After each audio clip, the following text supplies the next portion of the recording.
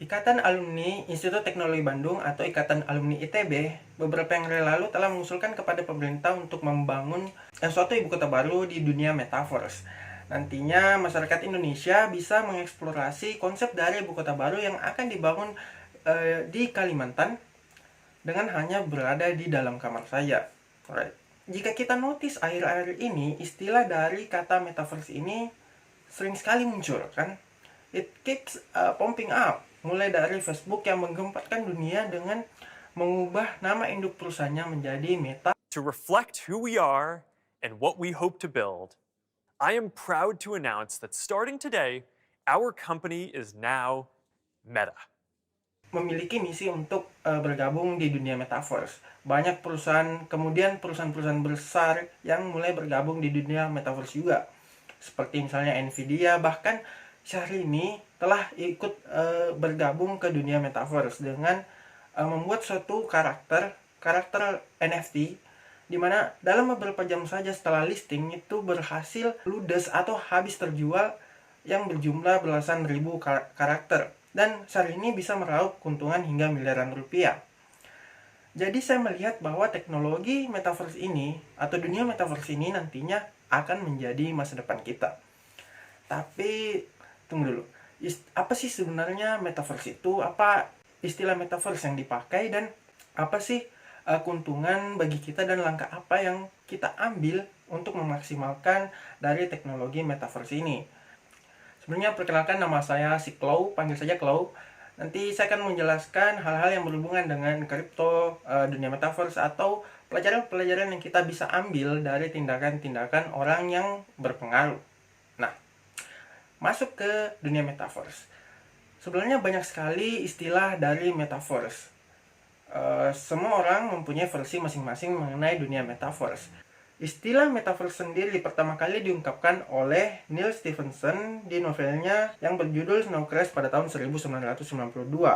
Menurutnya, metaverse itu merujuk pada dunia virtual 3 dimensi yang dihuni oleh avatar orang sungguhan.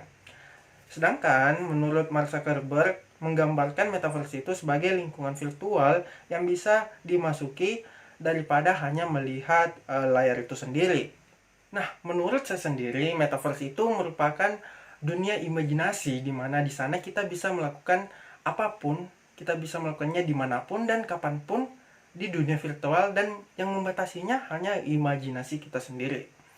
Nah, misalnya, kita mungkin bisa membangun lingkungan perkantoran di atas langit, atau bahkan kita bisa menjadi superhero seperti Iron Man, Spider-Man, dan sebagainya. Atau bahkan kita bisa membangun dunia sihir di dunia metaverse seperti di film Harry Potter. Well, that's cool, right? Sebenarnya di dunia metaverse ini kita bisa melakukan hampir semua hal di dunia nyata, atau bahkan hal yang tidak bisa dilakukan di dunia nyata. Nantinya dunia virtual dan dunia nyata semakin bersatu dan sulit untuk memisahkan keduanya. Untuk membuat dunia metaverse sendiri diperlukan gabungan dari beberapa teknologi terbaru seperti teknologi virtual reality atau VR, yaitu yang memungkinkan kita untuk masuk ke dalam dunia virtual.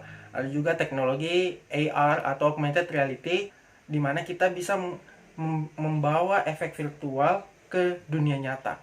Jadi misalnya seperti gambar-gambar yang cuma tadi adanya di HP, kita bisa tampilkan ke dunia nyata di lingkungan sekitar, right? Ada juga teknologi blockchain yang memungkinkan semua ini terjadi, yaitu teknologi yang dikembangkan untuk menyimpan data secara aman, secara unik, tidak bisa diretas, dan memiliki keamanan yang tinggi. Ini yang diterapkan pada cryptocurrency, diterapkan pada NFT, dan teknologi-teknologi lainnya. Ada juga teknologi baru seperti Web3 yang menggunakan artificial intelligence dalam mesin pencariannya. Nah, teknologi ini yang nantinya akan membentuk dunia metaverse, dan tentu saja masih banyak teknologi lainnya yang bisa digabungkan. Semenjak Facebook mengumumkan ambisi besarnya untuk membangun dunia metaverse, banyak sekali perusahaan-perusahaan besar yang mulai berbondong-bondong masuk ke dunia metaverse. Seperti Microsoft, Nvidia, game Fortnite, Roblox, Sandbox, Manaland. Kemudian ada Nike yang masuk juga, Adidas, dan bahkan Gucci. Itulah beberapa perusahaan besar yang kemudian mulai bergabung ke dunia metaverse. Nah, seperti teknologi baru pada umumnya, tentu saja nantinya akan membunuh banyak sekali pekerjaan. Tapi di sisi lain tentu saja akan menumbuhkan banyak juga pekerjaan. Seperti metaphor research scientist yang nantinya berhubungan dengan deep learning, computer vision, dan sebagainya. Ada juga metaverse planner, di mana dibutuhkan pengalaman manajemen, bisnis model, dan mindset pengusaha. Kemudian ada ecosystem developer, kemudian ada metaverse hardware builder, kemudian ada metaverse storyteller, ada world builder designer, ada metaverse cyber security, ada metaverse tour guide, ada juga digital fashion designer, ada smart contract lawyer, ada data bounty hunter, ada digital event director, dan masih banyak yang lainnya. Sebenarnya ada banyak sekali kelebihan yang ditawarkan oleh dunia metaverse ini. Kita bisa pergi ke luar negeri atau ke tempat lain dengan hanya berada di dalam kamar saja. Bahkan kita bisa melakukan pertemuan-pertemuan penting yang bisa dilakukan di dunia metaverse. Intinya hampir semua pekerjaan yang kita bisa lakukan di dunia nyata, kita juga bisa lakukan di dunia metaverse. Ditambah lagi hal-hal yang tidak bisa dilakukan di dunia nyata, kita bisa lakukan di dunia metaverse.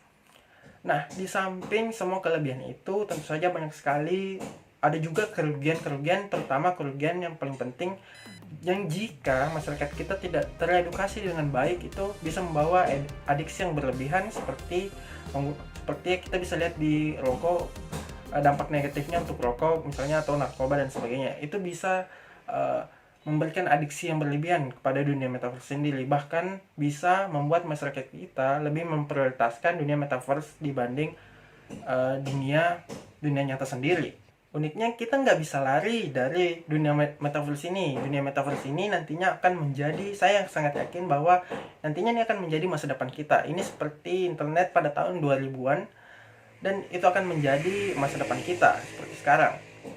Nah, kita harus beradaptasi dan terus beradaptasi dengan teknologi-teknologi baru ini. Jangan sampai kita tertinggal atau bahkan berusaha melawan arus atau melawan metaverse ini dan mati. Kita harus terus beradaptasi agar kita bisa mengembangkan diri kita ataupun perusahaan kita dan sebagainya.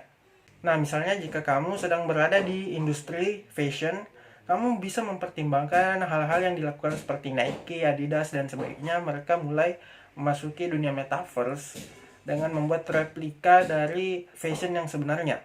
Misalnya Nike, dia membuat sepatu digital yang memiliki replika sama di dunia nyata, sehingga di dunia metaverse ini dia menjadikannya sebagai media promosi begitu.